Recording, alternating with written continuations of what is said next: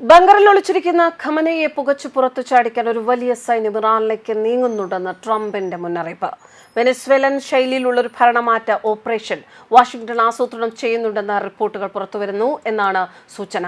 US Iran യുദ്ധ ഭീഷണിയെ തുടർന്ന് ഇറാന്റെ പരമോന്നത നേതാവ് അലി ഖമേനി ടെഹ്റാനിൽ ഒരു ഉറപ്പുള്ള ഭൂഗർഭ ബംഗറിലേക്ക് മാറിയതായി രാവിലെ റിപ്പോർട്ടുകൾ ഉണ്ടായിരുന്നു. USS Abraham Lincoln carrier group പുതിയ വ്യോമ പ്രതിരോധ സംവിധാനങ്ങൾ വിന്യസിക്കാൻ അനുമതിയുള്ള 30,000-ലധികം അധിക സൈനികർ എന്നിവ ഉൾപ്പെടെ വലിയ രീതിയിലുള്ള ഒരു US സൈനിക വിന്യാസത്തിനിടയിലാണ് ഖമനയുടെ ഈ ഒളിച്ചിരിക്കൽ. UK ഖത്തറിലേക്ക് ടൈഫൂൺ യുദ്ധവിമാനങ്ങളും അയച്ചിട്ടുണ്ട്. എല്ലാം കനത്ത ജാഗ്രതയിലാണെന്ന് ഇറാൻ ഉദ്യോഗസ്ഥർ പറയുന്നു. അതേസമയം ഇറാനിലെ മാരകമായ ബഹുജന പ്രതിഷേധങ്ങളെ തുടർന്ന് ടെഹ്റാനും വാഷിംഗ്ടണും തമ്മിലുള്ള സംഘർഷം വഷളാകുന്ന സമയത്താണ് ഈ നീക്കമെന്നും റിപ്പോർട്ടുണ്ട്. വ്യാപകമായ പ്രതിഷേധങ്ങളുടെ അനന്തരഫലങ്ങൾ ഇറാൻ ഇപ്പോഴും നേരിടുന്നുണ്ട് എങ്കിലും ട്രംപ് ഭരണകൂടം അമേരിക്കയിൽ നിന്ന് ഇറാനിയൻ കുടിയേറ്റക്കാരെ തിരിച്ചയക്കാൻ പദ്ധതി ഇടുന്നതിനിടെയാണ് ഈ പുതിയ സംഭവ വികാസങ്ങൾ. ഇറാനിൽ വ്യാപകമായ പ്രക്ഷോഭങ്ങൾ പൊട്ടിപ്പുറപ്പെട്ടതിനു ശേഷം ഇറാനിലേക്കുള്ള ആദ്യ നാടുകടത്തൽ വിമാനങ്ങളാണിതെന്ന് ഇറാനിയൻ അമേരിക്കൻ സർക്കാരിതര സംഘടന അറിയിച്ചു. സുരക്ഷാ സേന അക്രമാസക്തമായി അടിച്ചമർത്തുന്നതിന് മുൻപ് ജനുവരി ആദ്യം പ്രതിഷേധങ്ങൾ ഉച്ചസ്ഥായിയിലെത്തിയിരുന്നു. ഇറാനിയൻ അധികൃതർ പ്രകടനക്കാർക്കെതിരെ മാരകമായ നടപടികൾ ആരംഭിച്ചതായി മനുഷ്യാവകാശ സംഘടനകൾ പരാതിപ്പെട്ടിരുന്നു. നിരവധി സംഘടനകൾ ആയിരക്കണക്കിന് മരണങ്ങൾ രേഖപ്പെടുത്തുകയും ചെയ്തു.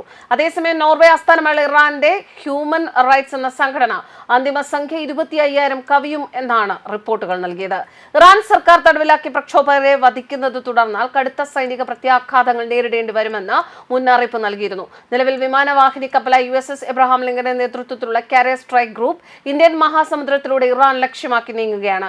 ദക്ഷിണ ചൈന കടലിൽ നിന്നുമാണ് ഈ കപ്പൽപ്പട അടിയന്തരമായി പശ്ചിമേഷ്യയിലേക്ക് തിരിച്ചുവിട്ടത്. 5000-ലധികം നാവികർ, അത്യാധുനിക F-35 യുദ്ധവിമാനങ്ങൾ, ഗൈഡഡ് മിസൈൽ ഡിസ്ട്രോയറുകൾ എന്നിവ അടങ്ങുന്നതാണ് ഈ സന്നാഹം. കൂടാതെ മേഖലയിലെ അമേരിക്കൻ താവളങ്ങളുടെ സുരക്ഷ ഉറപ്പാക്കാൻ കൂടുതൽ പാട്രിയറ്റ് മിസൈൽ പ്രതിരോധ സംവിധാനങ്ങളും വിന്യസിച്ചിട്ടുണ്ട്. ഇറാനിലെ പ്രതിഷേധക്കാരെ തൂക്കിലേറ്റുന്നത് നിർത്തിയില്ല എങ്കിൽ കഴിഞ്ഞ വർഷം ഇറാൻ ആണവ നിലയങ്ങൾക്ക് നേരെ നടത്തിയ ആക്രമണത്തെക്കാൾ മാരകമായ തിരിച്ചടി ഉണ്ടാകുമെന്ന് ട്രംപ് നേരത്തെ മുന്നറിയിപ്പ് നൽകിയിരുന്നു.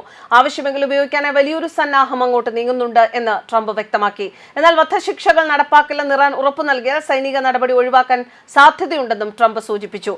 ഡിസംബർ മുതൽ ഇറാനിൽ തുടർന്ന സർക്കാർ വിരുദ്ധ പ്രക്ഷോഭങ്ങളിൽ ഇതിനകം 5000-ലധികം പേർ കൊല്ലപ്പെട്ടതായാണ് മനുഷ്യാവകാശ സംഘടനകൾ നൽകുന്ന റിപ്പോർട്ട്. US സൈനിക നീക്കം ശക്തമായതോടെ മേഖലയിൽ സംഘർഷാവസ്ഥ പാരമ്യത്തിൽ എത്തിയിരിക്കുകയാണ്.